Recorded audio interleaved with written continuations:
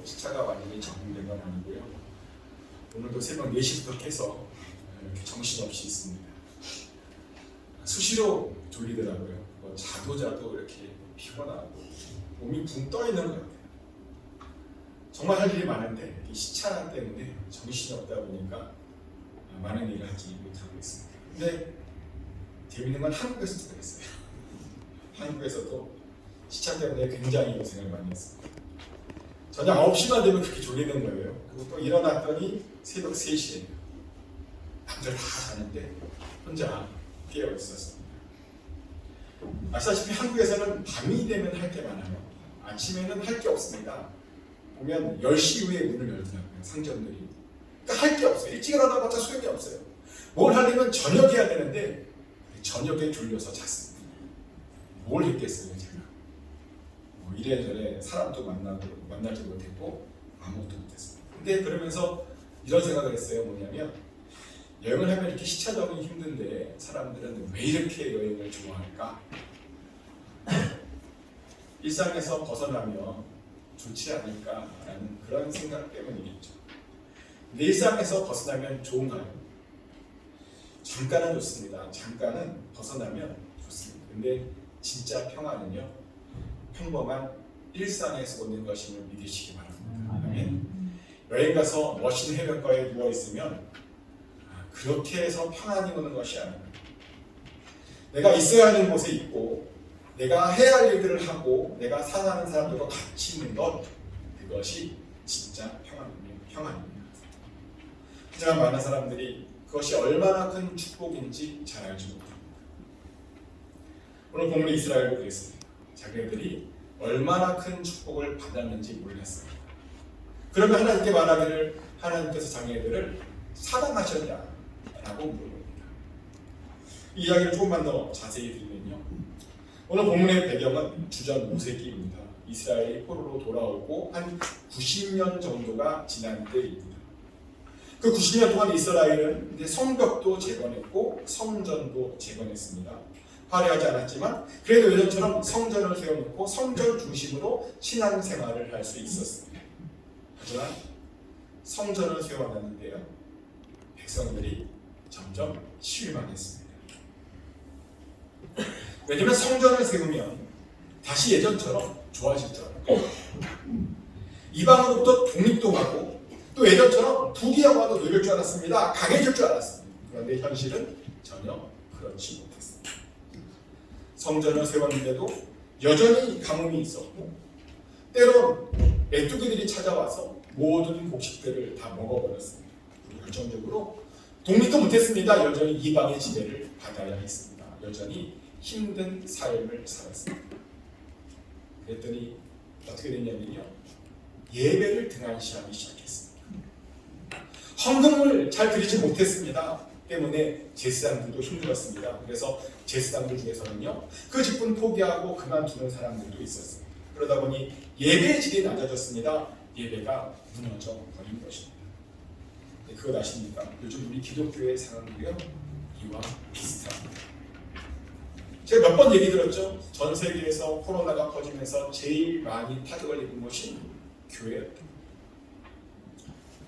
코로나에 불구하고 믿음을 가지고 교회를 지켰던 이들이 있었습니다. 예배를 끝까지 들었던 이들도 있었습니다. 근데요, 그런 교회들마다 전염병이 퍼져서 힘들었습니다.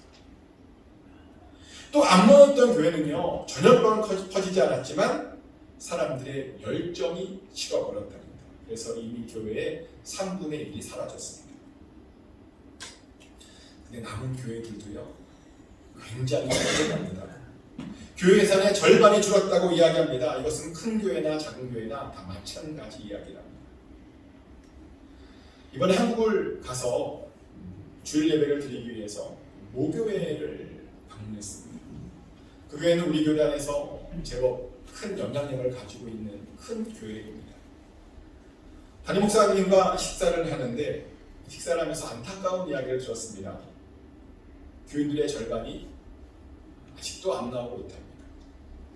또 사람들이 나오고 있는데 예전만큼 그렇게 충성되지 못하답니다. 너무 힘들답니다. 너무 지친답니다. 무엇을 어떻게 해야 될지 잘 모르겠답니다. 그 그 교회만 그런 것이 아닙니다. 한국에 머무르면서 주로 어머니가 있는 지역이 목동에 있었는데요. 목동에는 이제 역사가 있고 좀 큰 교회들이 제법 많습니다. 근데요, 이번에 가서 어떤 교회 건물을 보고 깜짝 놀랐습니다. 왜냐하면 분명히 큰 제법 영향력 있는 교회였는데 교회 이름이 바뀌어 있었기 때문입니다. 완전히 다른 교회가 되어 있었습니다. 그래서 어떻게 되는지 알아봤는데요. 알아봤더니 그 교회가 힘들어서 그 성도님들이 교회 팔고 흩어졌답니다. 큰 교회였는데, 영향력이 있었던 교회였는데, 그런데요, 그 교회뿐만 아니라 많은 교회들이 현재 그런 상황이랍니다. 마치 말라기 때와 같답니다. 그리고 말라기 때와 같은 것은 사람들이 그러면서 뭐라고 말하냐면, 주께서 어떻게 우리를 사랑하십니까? 코로나로 이렇게 고통당하고 있는데 우리가 어떻게 사랑받는가? 라고 사람들이 불평하고 있기 때문입니다. 주님께서 사랑하는 것 같지 않답니다. 주님의 사랑을 느끼지 못하고 있답니다. 주님이 사랑한다면 어떻게 이렇게 힘들 수 있냐입니다. 자기네들은 주님께 버림받은 것 같답니다. 그런데 정말 주님께서 그들을 버리셨을까요? 정말 주님께서 우리들을 버리셨을까요? 아니요. 우리가 주님을 버렸으면 버렸지 주님은 우리를 절대로 버리지 않으심을 믿으시기 바랍니다. 아멘. 근데 왜 우리는 그렇게 느끼는 것일까요? 말라기 시대 사람들은 왜 그렇게 느꼈던 것일까요? 그렇게 느꼈던 이유는요, 주님의 사랑받음이라는 그 개념을 잘 모르기 때문입니다. 우리는 흔히 이런 오해를 합니다. 주님의 사랑을 받으면 큰 돈을 벌고 모든 병들이 즉시 낫고 자녀들이 크게 성공할 것이라고. 또 주님의 사랑을 받으면 사람들이 인정받고 칭찬받고 또 사람들이 몰려올 것이라고 오해합니다. 그런데요, 주님의 사랑이란 것이 그런 것이 아닙니다. 주님의 사랑이란 뭐냐? 일상에서 오는 평안함입니다. 그 증거로 하나님께서 말씀하시길 에서전 거랍니다. 에서는 하나님께 사랑받지 못하고 미움받았답니다. 그랬더니요, 에서의 삶이 평안함이 없답니다. 에서가 소유한 산들은 다 황폐하게 되었답니다. 에서의 산업은 광야의 이리들에게 넘겨졌답니다. 에서는 그렇게 매일매일 평안을 누리지 못하고 힘든 삶을 살았답니다. 근데요, 참 인간의 의지가 대단해요. 에서가 그렇게 힘들었는데요, 포기하지 않고 다시 이런 고백을 하는 거예요. 우리가 무너뜨림을 당하였으나 황폐한 곳을 다시 쌓으리라 라면서 다시 의지를 발휘해요. 다시 뭔가 도전해보겠답니다. 쌓아보겠답니다. 다시 일어나겠답니다. 그러면 가상하잖아요. 불쌍하잖아요. 다시 일어나보겠다는. 그러면 하나님께서도 좀 긍휼을 베풀어 줄 만하신데 하나님께서 그렇게 긍휼을 베풀지 않고 이렇게 말씀하시는 거예요.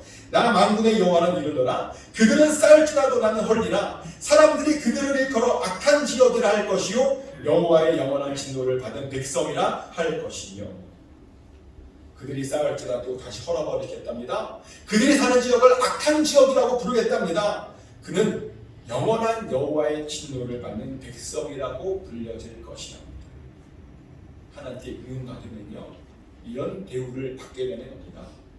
하나님께 미움받으면 자꾸 일이 꼬이게 되고요, 아무리 노력해도 뭔가 잘 안 되는 겁니다. 하지만 어떤 분들은 이야기를 듣고 또 이렇게 이야기할지도 모르겠습니다. 아니, 하나님께서 선하시다면서요. 어떻게 선하신데 사람들을 미워할 수 있으십니까? 우리 하나님 은혜의 하나님 아니었습니까? 그러면 은혜를 베풀어 주셔야 되는 것 아닙니까? 물론 우리 하나님은 은혜의 하나님 맞습니다. 용서의 하나님이시기도 하십니다. 모든 사람들이 그리스도의 보혈로 다 용서받고 구원받기를 원하시는 분이 우리 하나님이십니다. 그런데요, 에서가 그렇게 까닭 없이 미움받은 것이 아닙니다. 에서는 이유가 있었습니다. 어떤 이유냐면 에서는 하나님을 만골히 여겼습니다. 그래서 장자라고 하는 귀한 선물을 받았음에도 불구하고 그 선물을 가볍게 여겼습니다. 파주강 그릇의 그 장자권을 팔아버렸습니다. 그랬더니요, 그런 대가를 치러야 했던 것입니다. 장자권 판 것 치고 너무 중요한 건 아니었냐고요? 전혀 중요하지 않습니다. 왜냐하면 하나님의 선물을 무시한 아주 그런 것이기 때문에.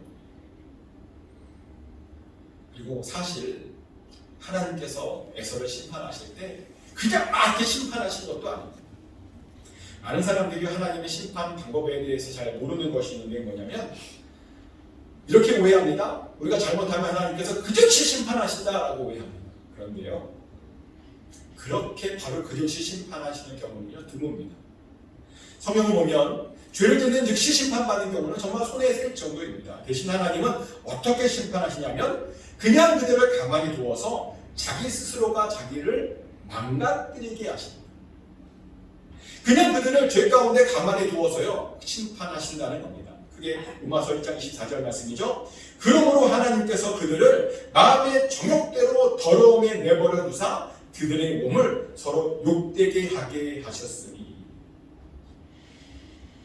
하나님께서 악한 사람을 어떻게 심판하시는가? 그 마음의 정욕대로 그냥 살게 내버려 두심으로 심판하신답니다. 더러운 곳에 그냥 살게 두신답니다. 심판 때까지 스스로 악을 계속 쌓게 두신답니다. 로마서 2장 5절 말씀입니다. 다만 내 고집과 회개하지 아니하는 마음을 따라 진노의 날, 곧 하나님의 의로우신 심판이 나타나는 그날에 임할 진노를 내게 쌓는도다. 계속 고집 부리고 회개하지 않으면 하나님의 의로우신 심판이 나타나는 그날까지 계속 스스로 자기 진노를 쌓게 두신답니다. 그러다 그날이 오면 그냥 지옥에 보내버리신답니다. 이것이 바로 하나님께서 악한 사람들을 심판하시는 일반적인 방법입니다. 우리 스스로 망하게 두시는 것이 하나님의 방법입니다. 그리고 에서도 사실은 그렇게 심판받은 겁니다. 에서가 왜 자꾸만 일이 꼬이고 하는 일마다 안 되었는가? 하나님께서요 에서를 그냥 놔두셨기 때문입니다. 하나님께서 그냥 놔두시면 일이 꼬이냐고요? 네, 하나님의 은혜가 없으면요 우리 인생은 항상 꼬이게 되어 있습니다. 왜냐하면 아담과 하와의 범죄로 이 땅이 저주받았기 때문입니다. 창세기 3장에 보면 하나님께서 땅을 이렇게 저주하죠. 창세기 3장 17절부터 19절까지 말씀인데요. 아담에게 이르시되 내가 내 아내의 말을 듣고 내가 네게 먹지 말라 한 나무의 열매를 먹었은즉 땅은 너로 말미암아 저주를 받고 너는 내 평생에 수고하여야 그 소산을 먹으리라. 땅이 내게 가시덤불과 엉겅퀴를 낼 것이라 내가 먹을 것은 밭의 채소인즉 내가 흙으로 돌아갈 때까지 얼굴에 땀을 흘려야 먹을 것을 먹으리니 내가 그것에서 취함을 입었음이라 너는 흙이니 흙으로 돌아갈 것이니라 하시니라. 아담 때문이요 우리가 밟는 땅이 저주받았습니다. 더 이상 이 땅은 우리에게 좋은 것을 내주지 않습니다. 항상 가시덤불과 엉겅퀴를 내주게 되었습니다. 그래서 우리는 죽는 날까지 얼굴에 땀을 흘리며 먹어야 할 수밖에 없게 되었습니다.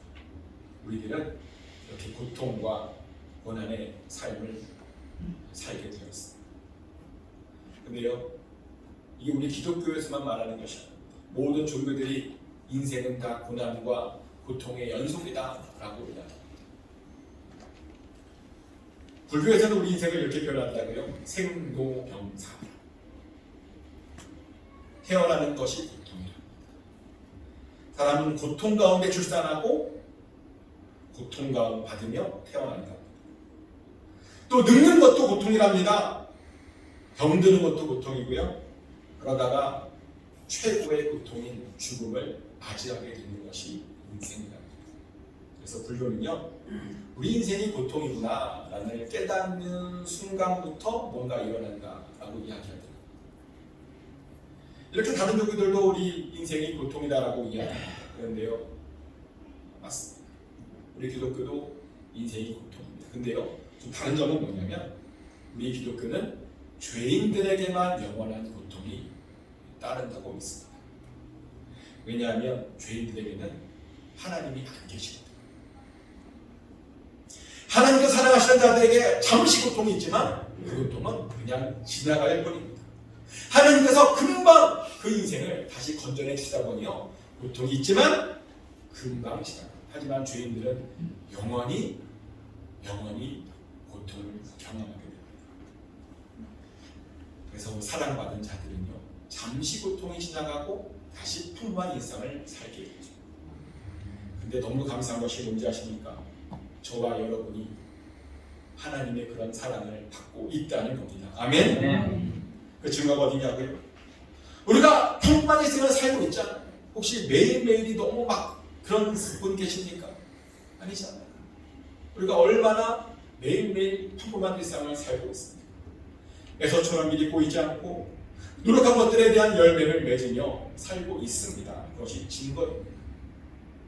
정말 감사하게도 우리가 평범한 일상을 살고 있습니다. 이번에 한국 다녀오면서요, 정말 그 평범한 일상이 얼마나 소중한지를 다시 한번 깨닫고 돌아왔습니다. 내 집이 아니다 보니까 아침에 일어나서 주님과 교제할 시간이 없어요. 장소도 없고. 영혼이 갈급해지는 거예요. 주님과 이렇게 좀 조용히 있어야 되는데 그럴 시간이 없습니다. 또 마음 놓고 예배 드릴 교회가 없어요. 한국에서 두 번의 주일을 보내고 왔는데 첫 번째 주일에 아까도 얘기했지만 제 모교회를 갔다 왔어요. 어렸을 때부터 자랐던 그런 교회였습니다. 오래간만에 갔던 그 교회는 여전했어요. 근데 저희가 방문했다는 사실이요. 몰래 갔다 왔는데 담임 목사님 귀에 들어간 거예요. 그 교회 담임 목사님 귀. 그래서 갑자기 연락이 왔습니다. 수요일 설교 좀 해달라. 제가 설교 안 하려고 양복 한 벌 안 갖고 갔는데 설교를 부탁한 거예요. 구두도 없는데. 그래서 양복 사고 와이셔츠 사고 넥타이 사고 구두까지 한꺼번에 샀습니다. 설교한 돈보다 더 들었습니다. 그랬더니요, 그 다음 주부터 다른 교회 가는 게 무서워지는 거예요. 괜히 갔다가 또 설교하다 그러면 어떡하나. 설교가 하러 간 게 아니잖아요. 그래서 무서워서요, 다음부터 못 가겠다. 제가요, 그런 김치국 마시고 왔습니다. 그래서 아무튼 제가 무서워서 두 번째 주일은 조용히 온라인 예배를 했었습니다. 너 가면 시킬까? 근데요, 온라인 예배 드렸는데 촬영하더래요. 맘 편하게 갈 교회가 없다라고 하는 사실이에요. 괜히 불쌍해지는 거예요. 근데 그 순간 이런 생각이 들었습니다. 예배드리러 나갈 수 있는 교회가 있다는 것이 정말 큰 은혜구나. 아멘. 정말 그렇습니다. 섬길 수 있는 교회가 있다는 것이요, 정말 큰 복이고 은혜입니다. 최근에 한국에 있는 어떤 분과도 그런 이야기를 나누었는데요. 그분은 현재 한국에서 교회를 찾고 계시는 중입니다. 원래 그분은 토렌스에서 저랑 같이 신앙생활을 하던 분인데 한국으로 돌아가셨습니다. 돌아가셔서 이제 한국에서도 신앙생활을 하려고 어머니가 다니는 교회에 가봤답니다. 근데 딱 한 번 예배드리고 그 다음부터 안 가게 되었답니다. 이유를 들어보니까 왜 그랬냐면 그분이 사실은 한국에서 굉장히 높은 고위공직자예요. 되게 높은 분인데, 근데 그런 분이 교회에 딱 오니까 교회 장로님들이 도열을 해갖고 막 어쩌기 하더래요. 그 모습이 너무나 부담되셨답니다. 그런 대접받으러 교회 나간 게 아니잖아요. 근데 너무나 부담돼서 더 이상 그 교회를 다닐 수 없었답니다. 그래서 자신에 대해 모르는 교회를 찾고 있다고, 좀 좋은 교회에 있으면 알려달라고 하는 말을 들었습니다. 근데 그 말을 들으면서 교회 다니고 싶은데 다닐 교회가 없는 그분의 슬픔이 보였습니다. 저도 그랬습니다. 그래서 빨리 오고 싶었습니다. 또 한국에서 좁은 어머니 집에 있으면서 너무 힘들었습니다. 저희 어머니 집에 방이 2개예요. 근데 한 방에는 저희 짐이 가득 차 있다 보니까 잘 수 있는 곳이 어머니 방, 마루밖에 없는 거예요. 그래서 어머니 방에는 큰 아들이 들어서 같이 자기하고 어머니랑, 나머지 4명은 이불 펴놓고 마루에서 자는데 얼마나 불편하든지 침대에서 갑자기 물로 자니까 힘들더라고요. 또 짐 정리 아니라 집안에 막 먼지를 펴놨는데 춥잖아요. 환기도 못하고 또 잤습니다. 또 얼마나 먹기 아프든지. 그래서 정말 빨리 오고 싶었습니다. 평범한 일상이 너무 그리웠습니다. 그러면 정말 평범한 일상이 얼마나 소중한지, 얼마나 큰 은혜인지, 이것이 얼마나 큰 주님의 사랑인지 다시 알게 되었습니다. 그런데요, 저와 여러분이 지금 평범한 일상을 누리고 있습니다. 주님의 사랑을 받고 있다는 거예요. 하지만 어떤 이들은 그런 사랑을 받았음에도 불구하고 불평합니다. 왜 이렇게 성공하지 못했냐고 불평합니다. 왜 이렇게 돈이 없냐고 불평합니다. 왜 이렇게 건강하지 못하냐고 불평합니다. 왜 이렇게 주변에 좋은 사람이 없냐고 불평합니다. 그런데 제가 항상 말씀드리죠. 성공이 인생의 행복이 아닙니다. 돈의 많음이 인생의 성공이 아닙니다. 행복이 아닙니다. 건강이 행복이 아니고요. 주변에 사람 많은 것이 행복이 아닙니다. 성공이 왜 행복이 아니냐고요. 성공한 사람들을 만나봤는데 성공한 사람들이 동일하게 하는 이야기가 있어요. 성공을 위해서 열심히 달려오면서 주변에 믿을 만한 사람들을 다 놓쳤답니다. 자기 주변에 여전히 사람들이 있는데 이제는 믿을 만한 사람이 없답니다. 그래서 외롭답니다. 그래서 공허하답니다. 성공하면 뭐랍니까? 남은 인생 외롭고 공허하게 보내야 된다면 그런 성공은 행복이 아닙니다. 돈이 많은도 마찬가지입니다. 돈이 많으면 좋죠. 그런데 돈이 많으면요, 다른 사람들보다 더 쉽게 하나님을 떠날 가능성이 더 있습니다. 왜냐하면 돈이 많으면요, 모든 게 돈으로 해결하려고 하거든요. 사람들과의 관계도 돈으로 해결하려고 합니다. 또 자식도 돈으로 주무르려고 합니다.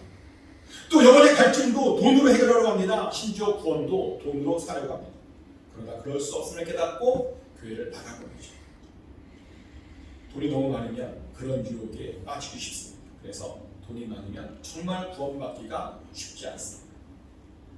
때문에 돈은요, 적당히 있어야 되는 것을 믿으시기 바랍니다. 다른 사람들이 아쉬운 소리 하지 않을 정도면 행복한 겁니다. 너무 많은 것까지 가지 마세요. 높은데 마음을 두지 마세요. 그것이 행복입니다. 또한 건강하면 행복합니까? 건강한 사람들이요, 흔히 실수를 합니다. 어떤 실수냐면 건강하다 보니 그 건강으로 엉뚱한 짓을 합니다. 그 건강으로 나쁜 짓을 합니다. 그 건강으로 다른 사람들에게 폭력을 행사합니다. 그 건강함으로 주일 예배를 잘 드리지 않습니다. 차라리 좀 어디가 아프면 하나님의 치료하심을 구하면서 열심히 예배라고 드릴 텐데 아프지 않으니까 하나님을 찾지 않습니다. 그런 것을 보면 건강이 무조건 또 좋은 것은 아닌 것 같습니다. 또 주변에 사람이 많으면 행복합니까? 우리나라가 이런 말이 있죠. 가지 많은 나무에 바람 잘려온다. 주변에 사람이 너무 많으면요, 그 사람들과의 생기는 그 일들로 굉장히 피곤합니다.